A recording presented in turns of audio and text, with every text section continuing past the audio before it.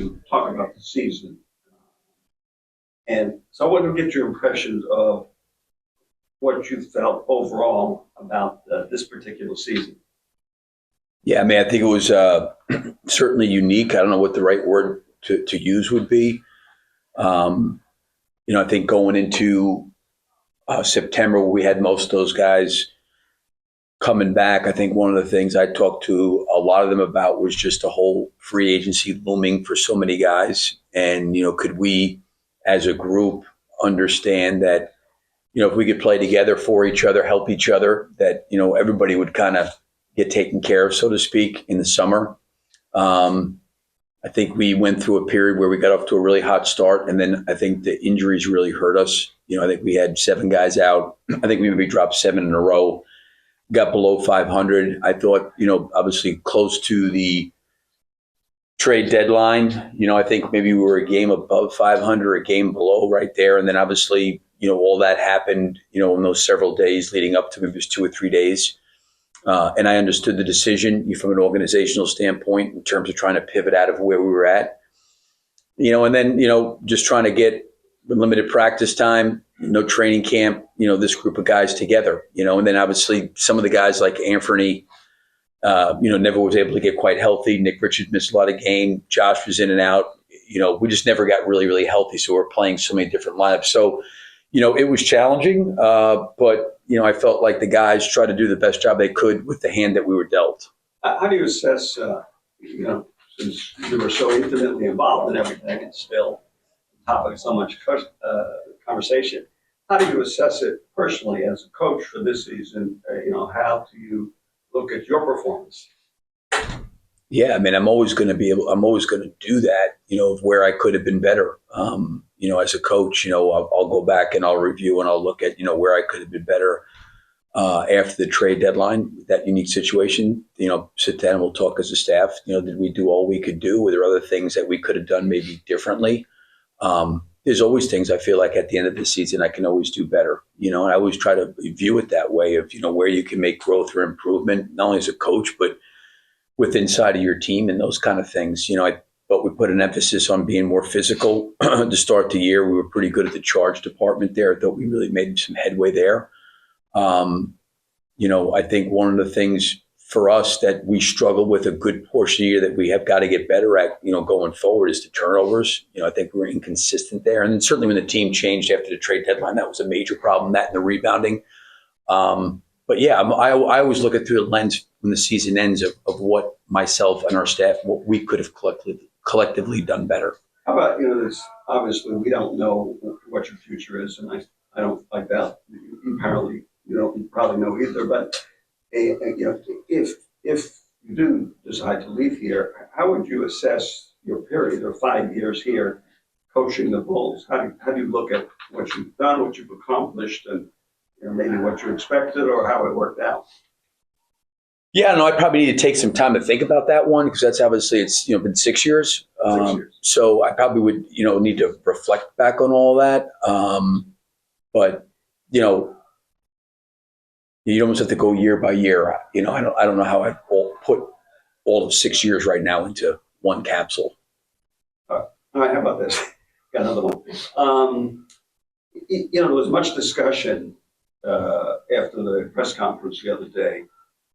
Michael, committed and very positive. He talked about ownership's confidence in you. But the talking point for everyone outside was, is it appropriate that if you're going to bring in a new top level manager, should he already have the coach?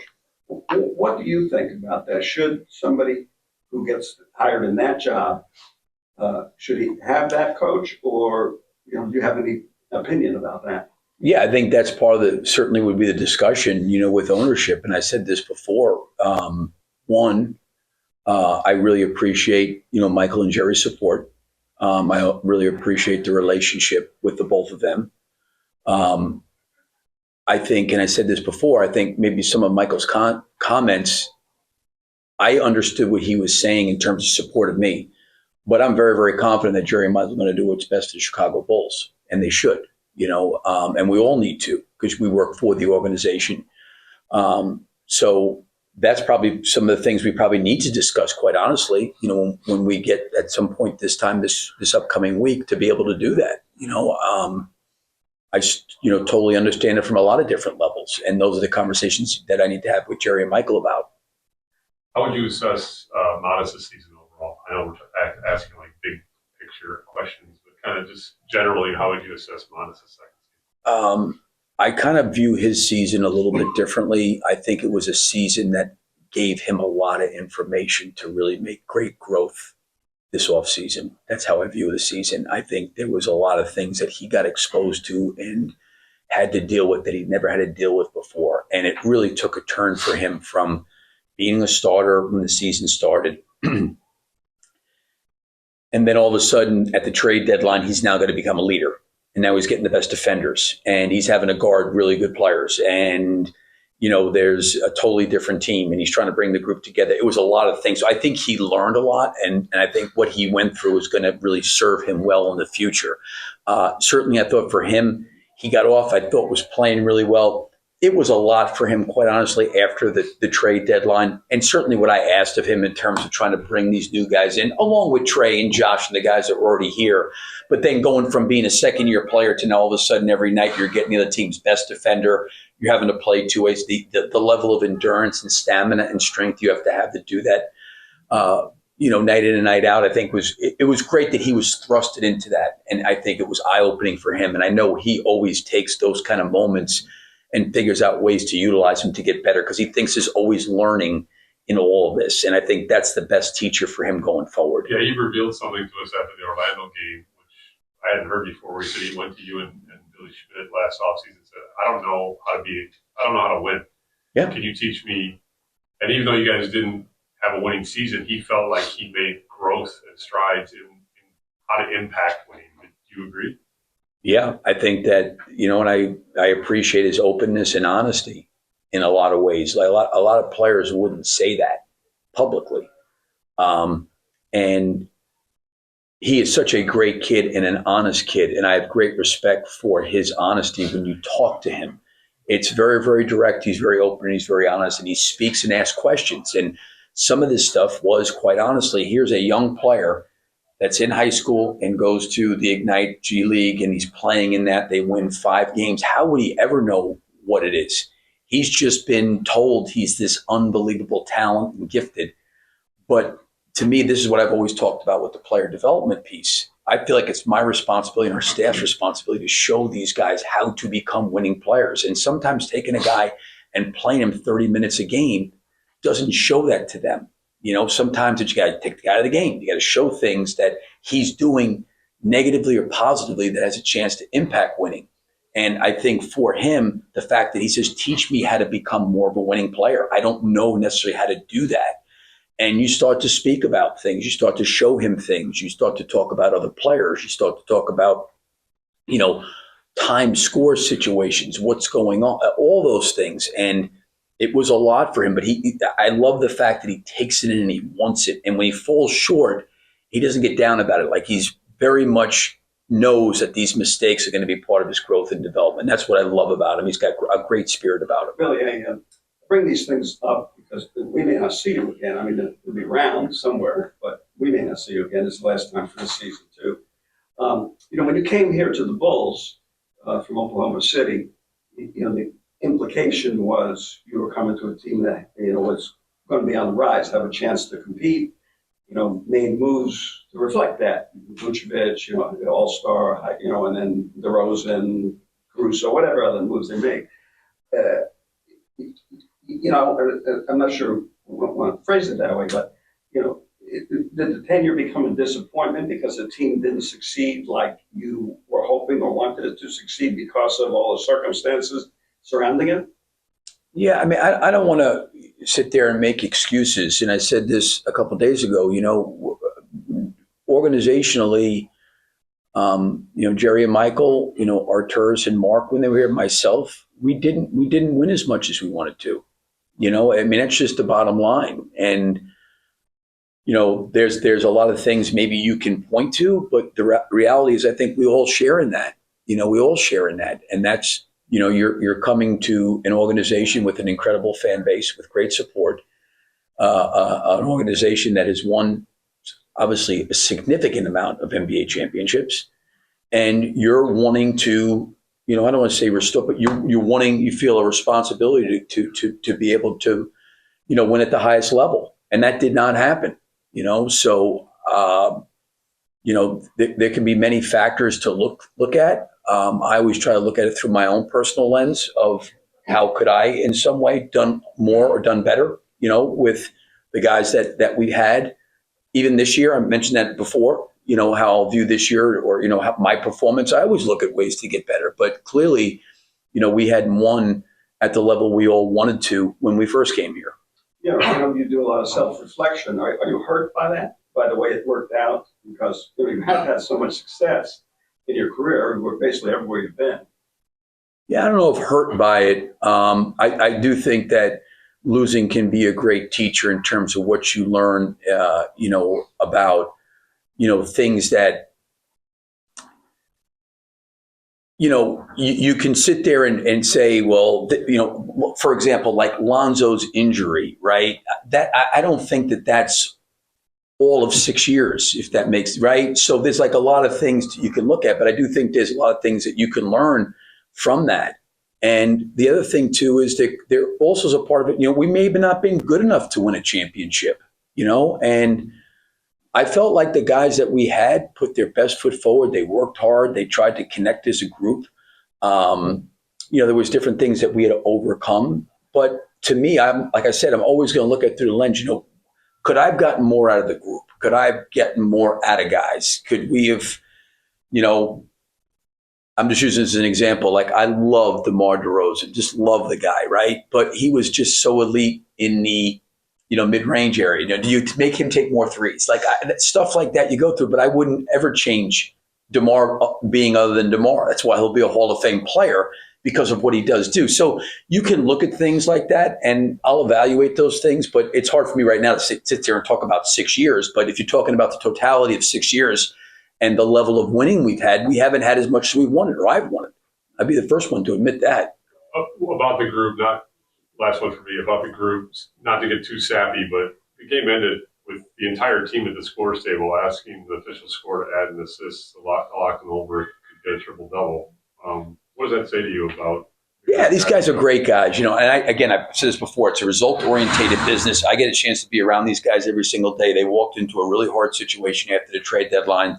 They were nothing but professional. They tried their best. We had a limited amount of stuff. We had injuries. We had a lot of stuff these guys had to go through. And they tried to do their very best. But there was I thought the group tried to, as best they could, come together. And I do think that Josh and Modest and Tre and those guys tried to pull all those guys together as best they could. So I think it speaks to the group, the way they tried to connect with one another. Thanks, guys. Legit triple-double. Congrats a lot. All joking and sappiness aside, the entire team went up to the scores table to talk to the official score together. What does that say to you about this team? Because it's a weird team. You guys were put together. What does that say to you about? Yeah, I think just we were able to continue to grow together as the year went on. Obviously, being put in the position that we all were put in. Almost half the team was new at the trade deadline. We had to kind of expedite the process of getting to know each other on and off the court. But I think there at the end, you could tell just kind of how close we've gotten off the court. And, we continue to go to bat for each other. We all ran up to the score table to try to make sure he got that last assist there for his first triple-double in the NBA, which is really cool for him in this game. But we continue to try to grow together off the court. We were at dinner together last night, just knowing that it was our last night together and trying to enjoy each other. One thing that the trade deadline did for you was kind of thrust you into a little bit more of a leadership role. You said before you prefer to lead by example, but did you get some experience kind of leading with your voice from the trade deadline on? Yeah, for sure. It was something that all the coaches were on me hard about as soon as the deadline happened. And all the trades had gone through. I felt like I was trying to use my voice more than I ever have as far as leadership role goes. Like you said, I definitely like to lead by example a lot more, and that comes a lot more naturally for me. But continuing to try to use my voice and feel comfortable doing that will be big for me as I continue to rack these years up. How would you assess your individual play? I know you're about winning, but taking the win-loss record away from this question, how would you assess your play this season as a whole? Yeah, I think it was probably my best year for sure. I think my most efficient year. So that's I think the thing that sticks out to me the most.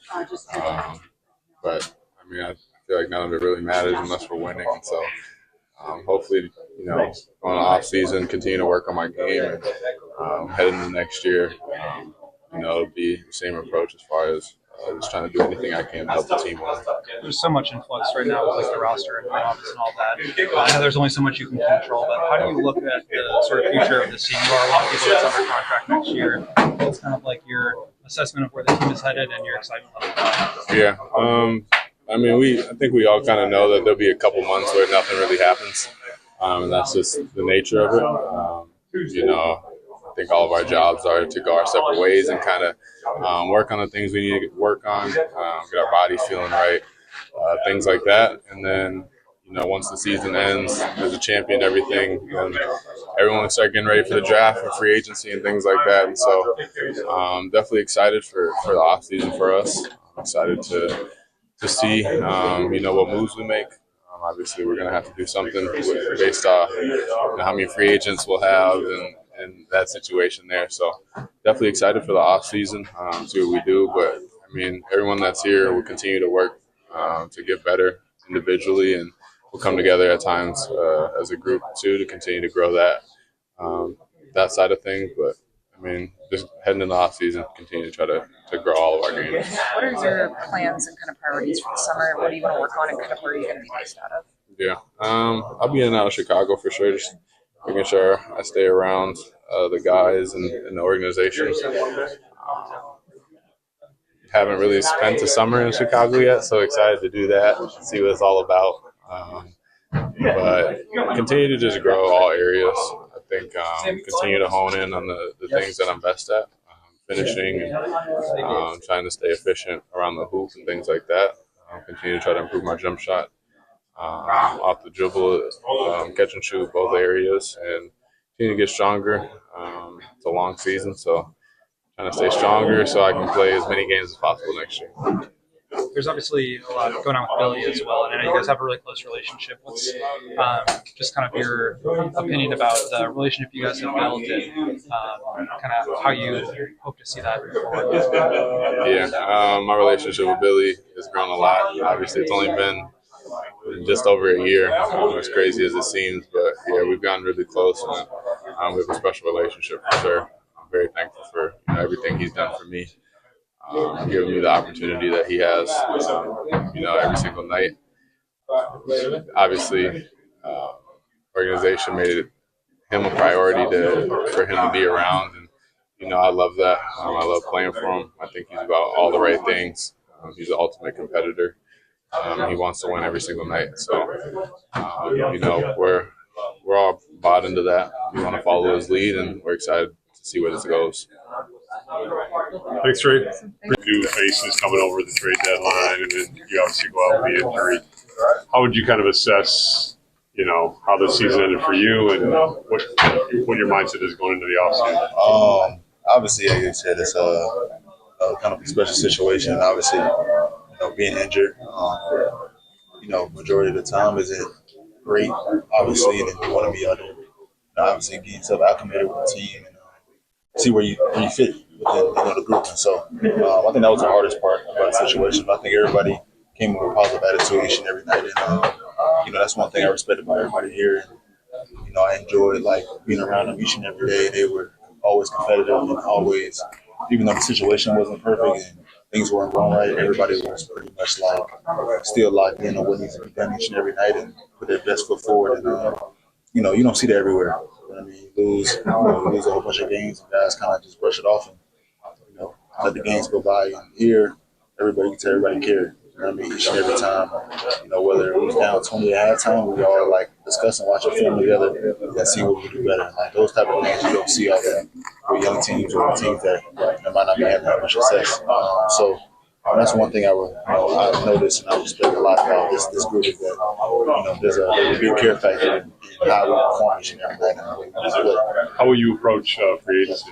It's gonna be new for me, so just let my agent do the work. You know what I mean? So, like I said before, I told you around here, like I would love to be back here, and like I said, a lot of it goes into just seeing how the group, carry themselves each and every day, and how competitive they are. Maybe they're not satisfied with losing, no matter what the circumstances are, whether we traded half of the team or not. So that's one of the things that intrigued me and made me see myself on this team in the future. So I'm pretty excited about the future. And obviously, you never know what's going to happen in free agency, stuff can happen. But I'll be blessed if you come in. You've obviously been increasing your on the court workouts. I assume you're not going to need surgery. Is that a fair assumption? No, I want surgery. Okay. So where are you kind of at with your wrist? I would say I'm pretty much good. There's still some movements that hurt a little bit, but for the most part, I'm in a way better spot than I was before, even a couple weeks ago. So it was good. I'm going to get obviously more time to rest in the next couple of weeks, and hopefully all the pain goes away, and I should be good going into the summer. I know you said that you want to kind of just leave free agency to your agent, let them do the work on that. But what, big picture, what do you want from this next step in your career? I think obviously winning this season is very important for me. Obviously, going into my next season and just have an opportunity to impact winning and whether I have to change my role or do something totally different, be more of a leader, vocal leader, whatever. It doesn't matter what I have to do. I think, whether no matter what it looks like, I think, I'm pretty committed to, pushing myself into becoming whatever the team needs me to win. So I think that's the goal, 100%. How will you sort of approach things? Will you take some time to kind of think about options, or will you try to get something quickly? Or Yeah, I mean, like I said, it's a new situation. Like, obviously, being unrestricted is totally different. Like, obviously, you get the right to choose and where you go. And so I'm pretty sure it's going to be some time to think about, every situation, whether it can work for me or not. And a lot of factors into that. So, like I said, I've never been in a situation before. I'm talking to an agent. He knows more than me. So, it's going to be a pretty interesting conversation. Credit that way. I've never been in a situation before. Where are you usually based in the offseason?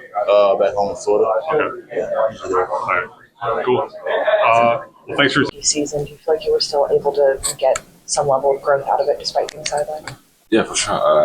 I think that was a tough year because of my shoulder and all that, but I think that's also helped me to just understand the game. And I mean, when you're on the bench, you see way more than when you're on the court. So I think that's helped me a lot to just see how the NBA is, and that's good.